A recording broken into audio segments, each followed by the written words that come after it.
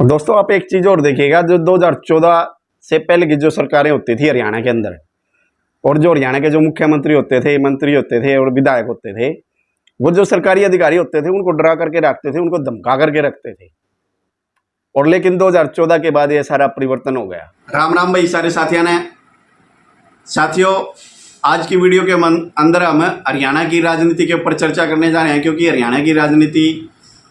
हरियाणा के विधानसभा के चुनाव नज़दीक लग चुके हैं। अब कुछ ही दिन शेष बचे हुए हैं और हरियाणा के गांव और शहरों के अंदर भी अब इस विषय के ऊपर चर्चा होने लगी है। गांव के अंदर चौपाले में बैठ करके लोग इकट्ठे होकर के इसी के ऊपर चर्चा करने लगे हैं कि हरियाणा विधानसभा चुनाव के अंदर क्या होगा।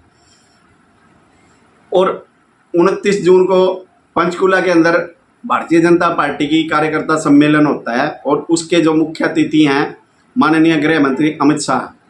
तो अमित शाह ने ये घोषणा कर दी उस सम्मेलन के अंदर, यदि तीसरी बार हरियाणा के अंदर बीजेपी की सरकार बनती है तो हरियाणा के मुख्यमंत्री नैब सिंह सैनी होंगे और आने वाले विधानसभा चुनाव नैब सिंह सैनी के नेतृत्व में ही लड़ा जाएगा। तो ऐसी उन्होंने घोषणा कर दी है। तो दोस्तों आज की वीडियो में सिर्फ हम इसी के ऊपर चर्चा करने जा रहे हैं, क्योंकि आज का हमारा विषय यही है। और साथियों मैं चर्चा आप लोगों के साथ करना चाहता हूं और आप इन के ऊपर अपने क्या विचार रखते हैं। क्या हरियाणा के अंदर नैब सिंह सैनी भारतीय जनता पार्टी को तीसरी बार बहुमत दिला पाएंगे? जनता नैब सिंह सैनी को कितना पसंद करती है? क्योंकि अभी तो इनको सही रूप में तो यदि देखा जाए तो लोकसभा चुनाव के बाद अब इनको अभी मौका मिला है काम करने का। तो आप इन सब विषय के ऊपर आप अपनी क्या राय रखते हैं, क्या विचार रखते हैं, तो कमेंट बॉक्स में अपने विचार जरूर दीजिएगा। और वीडियो में आगे बढ़ने से पहले जो साथी चैनल पर नए हैं, पहली बार कुलदीप नलवा चैनल पर आए हैं, उन सभी दोस्तों से निवेदन है कृपया वो चैनल को सब्सक्राइब जरूर करें और घंटी वाला बटन जरूर दबाएं। और वीडियो पसंद आए तो लाइक जरूर करें और वीडियो को ज़्यादा से ज़्यादा शेयर करें। तो साथियों बात करते हैं हम मुख्यमंत्री नैब सिंह सैनी की। साथियों जैसे ही लोकसभा के इलेक्शन समाप्त हो जाते हैं तो उसके बाद ही इलेक्शन के बाद ही हरियाणा के जो नए सीएम हैं नैब सिंह सैनी एकदम से एक्शन मोड के अंदर आ जाते हैं और वो ताबड़तोड़ बैठ के करना शुरू कर देते हैं और हर चीज़ के ऊपर यानी कि वो फोकस करना शुरू कर देते हैं। भाई किस वजह से यानी कि हरियाणा के अंदर क्या क्या कमी रही सरकार की, उनके ऊपर वो फोकस करना शुरू कर देते हैं और एक्शन मोड के अंदर आ जाते हैं। और साथियों हरियाणा के अंदर ये भी सभी यानी कि विपक्ष के लोग और बहुत सारे लोग ये नैब सिंह सैनी को डम्मी सीएम कह करके पुकारते थे और मनोहर लाल खट्टर को, पूर्व जो मुख्यमंत्री हैं हरियाणा के, तो मनोहर लाल खट्टर को सुपर सीएम कह करके पुकारते थे। तो इस प्रकार की बातें सोशल मीडिया के ऊपर यानी कि विपक्ष के द्वारा इस प्रकार की बातें चली हुई थी। लेकिन साथियों नैब सिंह सैनी जैसे ही लोकसभा का चुनाव खत्म होता है, लोकसभा के चुनाव खत्म होने के बाद ही वो तुरंत एक्शन मोड में आ जाते हैं और एक्शन मोड में आकर के वो अपने काम को प्रदर्शित करने का प्रयास करते हैं। सबसे पहले उन्होंने क्या देखा कि हरियाणा के अंदर जो परिवार पहचान पत्र को लेकर के बहुत ज़्यादा जनता के अंदर रोष था, इसको लेकर के बहुत ज़्यादा नाराज़गी थी। उन्होंने उस बात को समझा, क्योंकि बहुत सारे ऐसे लोग थे कि जिनकी परिवार पहचान पत्र के अंदर आमदनी ज़्यादा थी और आमदनी ज़्यादा होने के कारण अब वो बार बार सरकारी दफ्तरों के चक्कर लगा रहे थे, लेकिन उनकी आमदनी ठीक नहीं हो पा रही थी। तो उन्होंने इस बात को समझते हुए तो सबसे पहले उन्होंने यही घोषणा की कि परिवार पहचान पत्र समाधान शिविर लगाने के उन्होंने आदेश दिए और इसके अंदर उन्होंने घोषणा की। और आप ये वीडियो के माध्यम से आप देखिए वो क्या बोल रहे हैं। ये पहले भी जो इनकम थी उन्होंने स्वयं सत्यापित भरी थी और स्वयं सत्यापित में कई बार जो गलती सीएससी सेंटर से हो सकती है, वहां से गलती, उसने तो कुछ दिया, उसने कुछ और उसके अंदर एडिशन हो गया। ऐसे कुछ लोग जिनकी इनकम ज्यादा हो गई थी और वो कम कराना चाहते हैं, वो स्वयं अपना वहां पर जो ये समाधान शिविर है, समाधान शिविर के अंदर जाकर के अपने हाथ से लिख करके वो भी मेरी इतनी इनकम है, एक कागज के ऊपर वो देंगे तो उससे उसका समाधान वो कर लिया जाए, वहीं कर लिया। तो देखा दोस्तों, तो उन्होंने क्या कहा, यानी कि इसमें क्या करना है, यदि किसी की भी परिवार पहचान पत्र के अंदर आमदनी बढ़ी हुई है, ज़्यादा है, और उसकी वास्तविक आय कम है, तो वो कम करवाना चाहता है, तो फिर उसको क्या करना पड़ेगा। आप ये स्क्रीन के ऊपर आप ये फॉर्मेट देख सकते हैं। इस प्रकार का आप फॉर्मेट तैयार करवा के, और उसमें आप अपना ये सारा वो है डाटा लिख करके लेकर के जाइए, जो आपकी परिवार पहचान पत्र के अंदर जो इनकम दर्शाई गई है वो, और जो आपकी वास्तविक इनकम है वो, ये लिख करके, और नीचे अपने हस्ताक्षर और गांव के सरपंच या नंबरदार के हस्ताक्षर करवा करके आप समाधान शिविर के अंदर जा करके दें, और इसका तुरंत आपका समाधान होगा। और दूसरी, फिर जो हरियाणा के जो सीएम है, फिर उन्होंने क्या देखा कि हरियाणा के अंदर जो सरकारी कर्मचारी थे, वो सरकारी कर्मचारी भी सरकार के खिलाफत कर रहे थे। तो उन्होंने इस चीज़ को भांपते हुए सरकारी कर्मचारियों को भी खुश करने के लिए, उनकी एक मांग थी, 2-3 मांगें थी, वो मांगे उन्होंने मान ली है। और सरकारी कर्मचारियों की मांग थी कि जो रिटायरमेंट का समय है वो 58 वर्ष से बढ़ा करके 60 वर्ष किया जाए, यानी कि 2 साल उसमें और बढ़ा दिए जाए, और उनकी इस मांग को मान लिया गया सीएम के द्वारा। और दूसरी उन्होंने क्या समस्या देखी कि हरियाणा के अंदर जो निर्वाचित जो सरपंच थे, उन सरपंचों की भी नाराजगी लोकसभा चुनाव के अंदर देखने के लिए मिली थी। तो उन्होंने इस चीज़ को भी समझते हुए सरपंचों की भी नाराजगी को दूर करने के लिए उन्होंने क्या किया कि सरपंचों की वित्तीय शक्ति को बढ़ा दिया।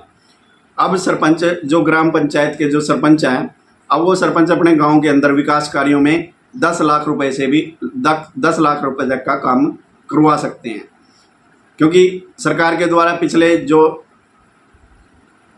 सरकार ने ई टेंडरिंग का सिस्टम लागू कर दिया था, तो अब यानी कि 10 लाख रुपए तक का काम सरपंच करवा सकता है। और इसमें जैसे ही यदि सरपंच किसी सीएम का, किसी मुख्यमंत्री का यदि प्रोग्राम करता है गांव में, तो उसके लिए सरकार की तरफ से 5,000 रुपये दिए जाते थे, लेकिन अब उसको भी बढ़ा करके 50,000 रुपये कर दिया गया है। यदि किसी विधायक का प्रोग्राम करता है, किसी मंत्री का प्रोग्राम करता है तो सरपंच, तो उसके लिए उसको 3,000 रुपये दिए जाते थे, लेकिन अब वो 3,000 की जगह 30,000 रुपये मिलेंगे। और सरपंच का मानदेय भी बढ़ा दिया गया है और पेंशन भी लागू कर दी गई है। तो ये सारी मांगे सरपंच की को खुश करने के लिए सीएम साहब ने ये घोषणाएं की हैं। और उसके साथ ही, और आप देखिएगा कि आप सबने देखा कि किस प्रकार से, यानी कि शहरों के अंदर एक गरीब परिवार रहते थे, उन गरीब परिवारों के पास मकान नहीं थे रहने के लिए, और वो किराए के ऊपर रहते थे। तो उन गरीबों को 30 गज का मकान दिया गया सरकार की तरफ से। वो आप सब देख सकते हैं स्क्रीन के ऊपर। और फिर उसके बाद, यानी कि इस प्रकार से हर रोज़ घोषणाएं की जा रही है सीएम की तरफ से, सीएम नायब सैनिक की तरफ से। और दूसरा, और उन्होंने अधिकारियों को भी धमकाने का यानी कि काम किया, क्योंकि हमारे हरियाणा के अंदर एक राजनीति, जो पिछली हम राजनीति को देखते हैं, यदि हम 2014 से पहले की यदि हम बात करें, तो हरियाणा के अंदर यही होता था कि हरियाणा के जो भी सीएम या मंत्री होते थे, विधायक होते थे, वो अधिकारियों को धमका करके रखते थे और डरा करके रखते थे। और ये अधिकारी भी सीधी, क्योंकि अब हरियाणा के अंदर जैसे ही सत्ता परिवर्तन होता है, 2014 के अंदर नए सीएम बनते हैं श्री मनोहर लाल खट्टर। तो मनोहर लाल खट्टर, उनका एक विचार था, क्योंकि वो बड़े ईमानदार और सीधे साधारण व्यक्ति थे। तो उन्होंने क्या किया कि उन्होंने एक मेथड अपनाया, और उस मेथड में उन्होंने क्या किया कि सरकारी जो कर्मचारी थे उन सभी को आज़ाद कर दिया। उनके ऊपर कोई भी राजनीतिक प्रेशर और कोई भी राजनीतिक दबाव से वो मुक्त कर दिए, और उनको ये बोला गया भी आप जनता के काम कीजिए और ईमानदारी से अपने काम करें। लेकिन अधिकारियों ने उनकी इस छूट का नाजायज़ फ़ायदा उठाया और सरकार के खिलाफ ही उन लोगों ने काम करना शुरू किया। और लेकिन वो सीएम साहब इस बात को समझ नहीं पाए, और उन्होंने, कार्यकर्ताओं ने भी कई बार इस बात के ऊपर आवाज़ उठाई, और जनता भी कई बार इस चीज़ के ऊपर आवाज़ उठाते थे, लेकिन वो इस बात को समझ नहीं पाए। लेकिन अब हरियाणा के जो नए सीएम हैं नायब सिंह सैनी, तो वो इस बात को समझ चुके हैं और भाप चुके हैं। और फिर उन्होंने अधिकारियों को धमकाते हुए उन्होंने क्या कहा, आप इस वीडियो के माध्यम से आप देखिए। कई बार तो ये सोचते होंगे अधिकारी भी शायद इसको कुछ मालूम नहीं है, शाम को मैं कहीं भी होता हूँ, एक एक रिपोर्ट आती है मेरे पास, एक एक रिपोर्ट आती है। मैंने अधिकारियों को स्पष्ट रूप से कहा है कि आप अपनी कार्य प्रणाली के अंदर सुधार कर लीजिए, नहीं तो हम सुधार कर देंगे। मुझे आता है सुधार करना, हम सुधार कर देंगे।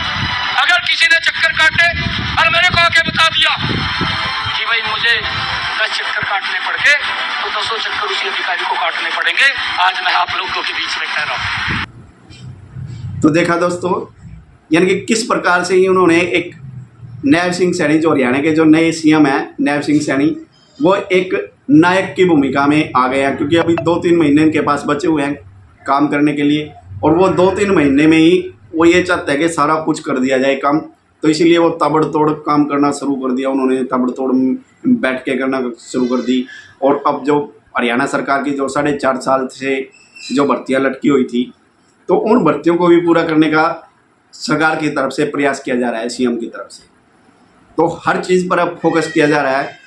जो नाराज़ था उसकी नाराज़गी को दूर करने का प्रयास किया जा रहा है, और ओबीसी समाज को भी फोकस करने का, उनके ऊपर भी पूरा फोकस करने का प्रयास किया गया। सीएम के द्वारा ओबीसी समाज के लिए भी घोषणाएं की गई। उनकी जो क्रीम लेयर की जो स्कीम थी 6 लाख से बढ़ा करके उनको 8 लाख कर दिया गया है आमदनी।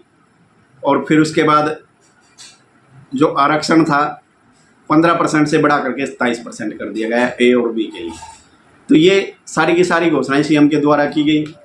तो दोस्तों, अब आप अपने इन विषयों के ऊपर, यानी कि इन चीज़ों के ऊपर आप क्या अपने विचार रखते हैं? जिस प्रकार से नैब सिंह सैनी अभी इन 2-3 महीने के अंदर जैसे इन्होंने काम करना शुरू किया है, तो आने वाले समय में यदि बीजेपी की सरकार यदि तीसरी बार हरियाणा के अंदर बनती है, तो क्या नैब सिंह सैनी इसी प्रकार से अगले 5 साल में काम कर पाएंगे जिस प्रकार से अब इन्होंने काम करना शुरू किया है? या फिर जनता इनको कोई मैंडेट नहीं देगी? इनकी मेहनत जो अभी ये 2-3 महीने से अभी इन्होंने करना शुरू कर दिया, या जनता इसको कुछ और नज़रिए से देखेगी? क्योंकि विधानसभा चुनाव नज़दीक है, तो अब जनता ये भी समझने लगी है कि अब चुनाव नज़दीक है, इसीलिए ये सारे काम किए जा रहे हैं। तो अब बहुत सारे ऐसे थॉट दिमाग में होंगे जनता के विधानसभा चुनाव को लेकर के। तो साथियों, आप अपनी क्या राय रखते हैं? आप अपने विचार इस विषय के ऊपर क्या रखते हैं? तो कमेंट बॉक्स में ज़रूर लिखिएगा। फिर मिलते हैं नए विषय के साथ नई वीडियो में। तब तक सभी दोस्तों को जय श्री राम, वंदे मातरम।